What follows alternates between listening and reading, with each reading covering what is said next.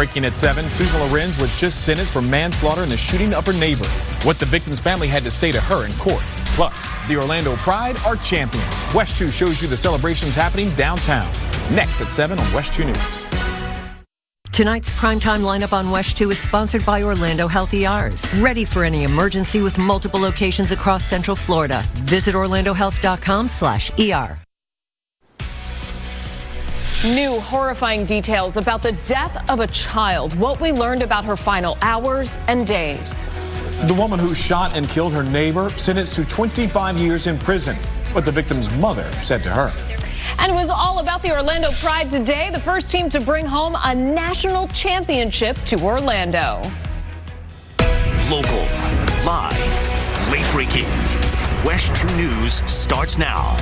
First arrested for assault, accused of chasing her roommate while swinging a hammer. Now that same Osceola County mother faces a murder charge. Early on, she was implicated in the death of her 14-year-old daughter, who was found unresponsive in the family home. WESH 2's Dave McDaniel looks at what led to her arrest in her daughter's death.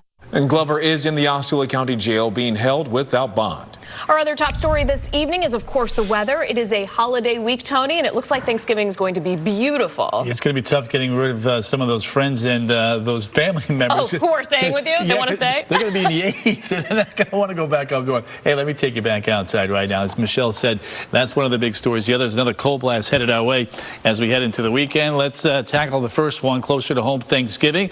We've got a warm setup here. Southwest winds, fronts to the north. That will arrive for the shoppers on Friday, and then behind that we'll get a little bit cooler, but there's actually a secondary front that will arrive over the weekend. So let's plan out your Thanksgiving. 60 in the morning, 77 at midday. No rain here on Thanksgiving. Perfect weather for the early dinner. For the shoppers, though, clouds thickening on up late morning on into the afternoon. Showers will begin to return here to Central Florida. Now, all of the hubs out there, the only area with a problem right now is San Francisco. However, a big storm system will be arriving off of the Pacific. That's going to create a snowstorm here in the ski country out west. And we've got rain turning to snow up in the northeast. So watch your travels here and watch your travels in the northeast as we head into the long upcoming holiday work week into the weekend. That cold blast will then move in. I'll talk more about that coming up at 7:18. See you then.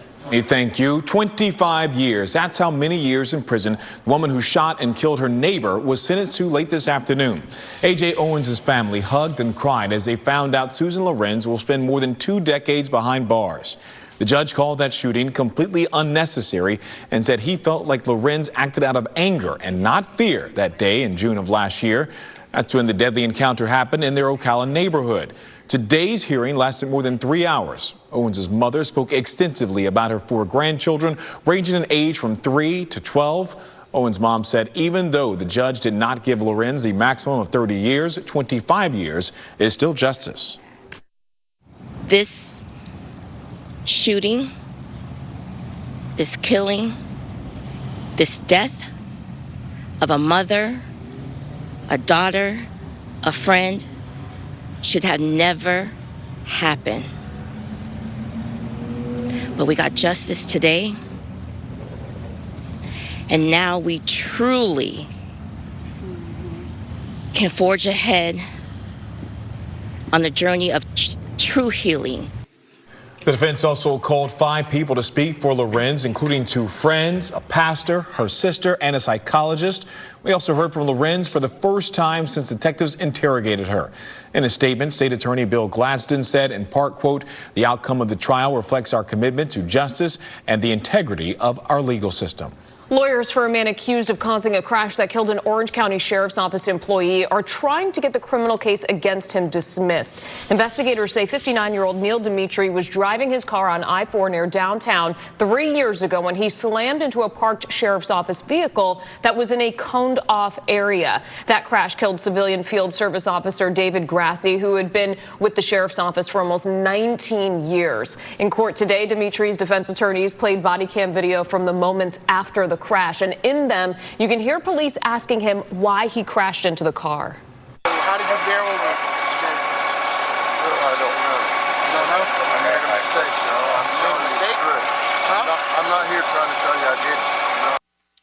Dimitri's defense says that he had not been read his Miranda rights when those questions were asked, and he was not free to leave. They also want the judge to throw the case out because they say that his right to a speedy trial has been violated. Right now, he's charged with vehicular homicide and DUI manslaughter. There is no word on when a ruling may happen. In Orange County, one person is dead after a vehicle went into the water on Resort Village Drive. That's near the Central Florida Greenway and south of Popka Vineland Road.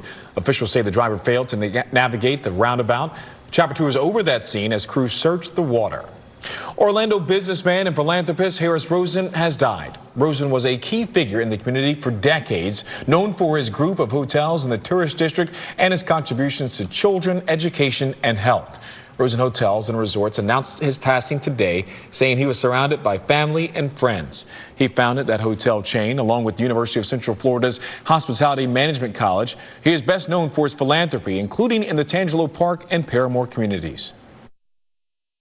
Everybody thinks of him in the tourism sense, although Rosen Inn, Rosen Shingle Creek, Rosen Plaza, but he was so much more to our community. He was so philanthropic, and he didn't ask for recognition when he was doing all. Harris Rosen was 85 years old.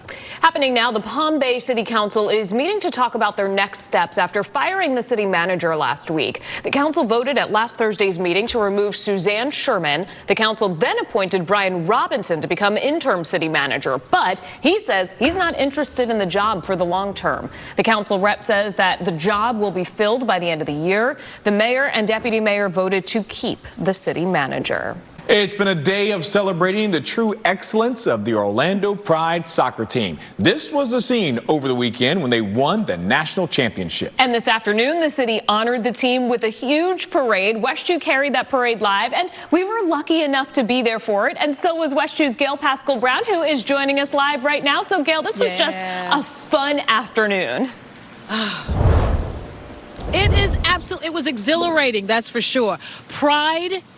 Prouder, prideness. I mean, you know, that's the bottom line. That's the sentiment that these fans had for their Orlando Pride. Now, fans lined the streets to see the parade that ended at Orlando City Hall. What the Pride has done is massive, magnificent, and a marvel for Orlando.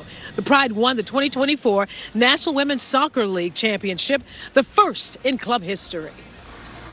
We are so excited. These women are such an inspiration to bring the first championship to Orlando. And I have two girls that both play soccer, so it's great to have them as an inspiration and role models for my girls. I am very proud because it's also a more local community, so we can kind of relate more to them. Now, the Kraboskis are also very proud, as many fans who came today to celebrate their Orlando Pride. And, you know, this is truly one for the history books. There's never been an Orlando sports team that's ever won a major league championship. Go Pride. I'm Gail Pascal Brown, live in Orlando for WESH 2 News.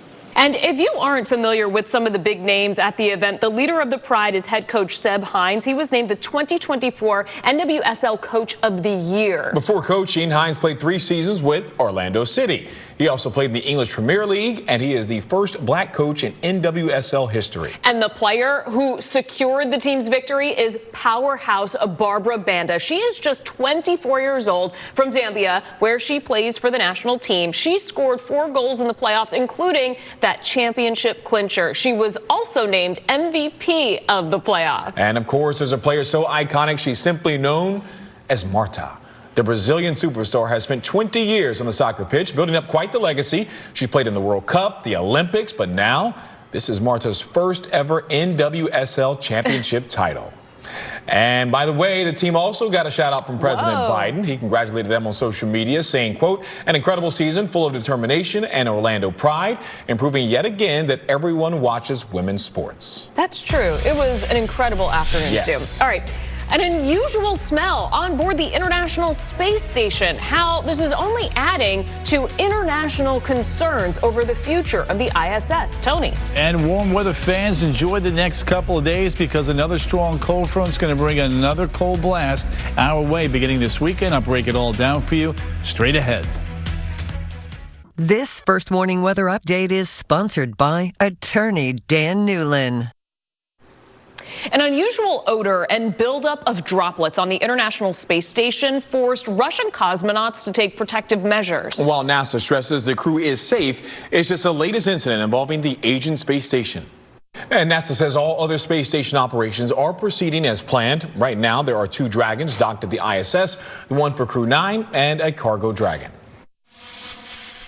3, 2, 1, ignition, and liftoff. Go Falcon, go Falcon. And of course, what's a day in Central Florida without a launch? SpaceX delivered yet again, this time before sunrise. A Falcon 9 blasted off from Cape Canaveral Space Force Station, taking with it another batch of Starlink satellites. This was the 13th flight for the first stage booster supporting this mission.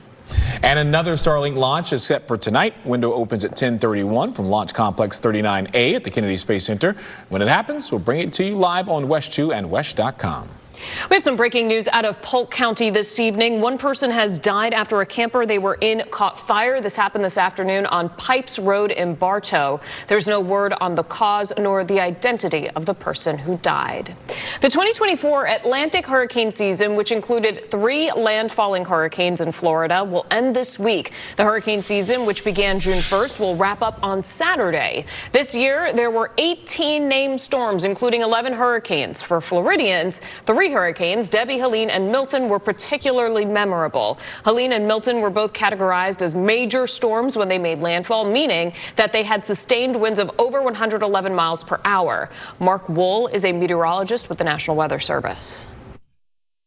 It only takes one hurricane to make it a busy season where you live. So we're not gonna change the message. And the message is, especially if you live here in Florida, you need to be prepared every hurricane season and get those preparations done before things start getting active out there. Florida's 3 hurricanes have been tied to 63 deaths in the state. Debbie, Helene, and Milton have also drawn more than 314,000 insurance claims from homeowners, with estimated losses at more than $5 billion. Good riddance to hurricane season. Let's get to the end of the week. Chief Meteorologist Tony Manalfi joins us now. Tony, good riddance to that little cool snap we had, too. You know, we got another one coming. So if you like the cold weather, you just got to get past these little couple days of 80-degree temperatures, and then we'll get another blast coming in this weekend. Hey, let me take you guys back outside, by the way. This is what we call the yo-yo weather, right? Up and down, up and down. Why everybody talks about getting sick, but it's not actually the temperatures that get you sick. It's what you come in contact with. So there you go, 80, 81, 83. There's your 3 days of 80-degree temperatures. Our front does arrive on Friday for all the shopping. I think in the afternoon we'll have to have the umbrellas. In the morning the clouds will be thickening on up, and then here comes yet another blast of cold air. Sunday morning 49, Monday morning 43. Tuesday morning could even be colder than that. Let me show you the tower cam network right now. Downtown looking good. Temperatures up north and west of the city, away from all the concrete, already back in the upper 50s. With all the concrete in town, we're in the upper 60s to around the 70-degree mark. Veil of clouds down to the south. Up front, here we'll go by 2 hour north here over the next 24 to 48 hours, but it's another front behind us that'll give us the rain for late Thursday night on into Friday. We do have that launch tonight from a weather standpoint. We are looking good. No concerns for tonight's launch. All right, temperatures here in Orange County tonight, 55 Orlando, 55 Winter Park. Look at Orange City, 51. Back towards Wedgefield, 53. Point Siena, Celebration, Disney, 53 to about 55. Widening out that view. Look at Ocala, 46. Wildwood, 50. Titusville, 56. Daytona Beach, you're going to be coming in at about 53 degrees. And that cold stretch is going to stick around through at least the first week of December. So cold weather fans, you are going to be loving that. All right, Tuesday, Wednesday, Thursday, it is warm. It feels great. And then if you like the colder weather, it's Sunday, Monday, Tuesday, Wednesday, and Thursday. Another cold spell heads our way. Tony, thank you. Mario Lopez is here now with a quick look at what's next on Access Hollywood.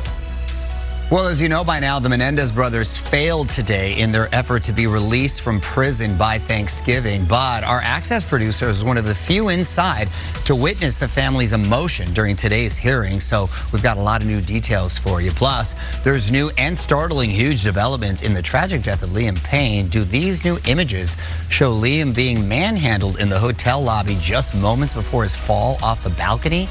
And there's other images that suggest Liam was actually trying to escape the hotel. Then we've got an exclusive preview of The Voice tonight as Lainey Wilson comes on board to assist Team Reba. Let me just say this is a match made in heaven, as you're about to see moments away on Access Hollywood. On the next Access Hollywood. Well, she's blonde, I'm a redhead. So and we blonde and a redhead walking to The Voice. The Queens of Country unite. Lainey Wilson and Reba McEntire take over The Voice. Next Access Hollywood. Tell me the first time that you heard about London.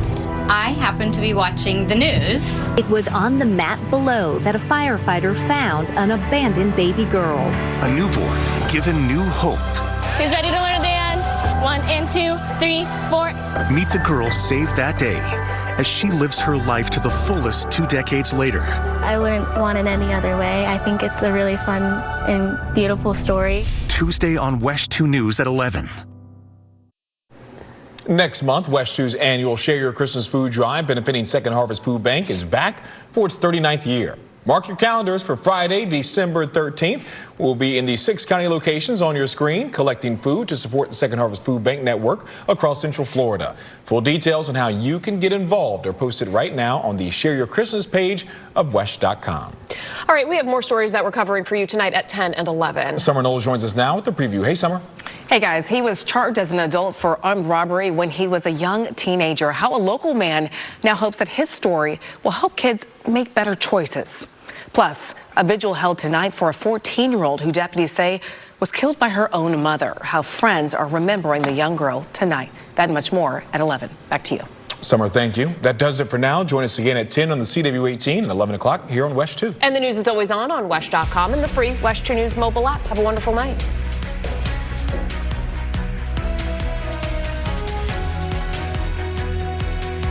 Thank you for watching WESH 2 News. Get caught up on local news, originals, and more. Download the Very Local app and stream for free on Amazon Fire TV, Roku, iOS, and Android mobile devices.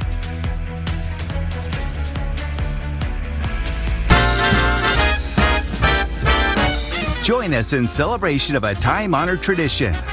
Christmas in Rockefeller Center is sponsored locally on NBC by Boulevard, available at Kay Jewelers.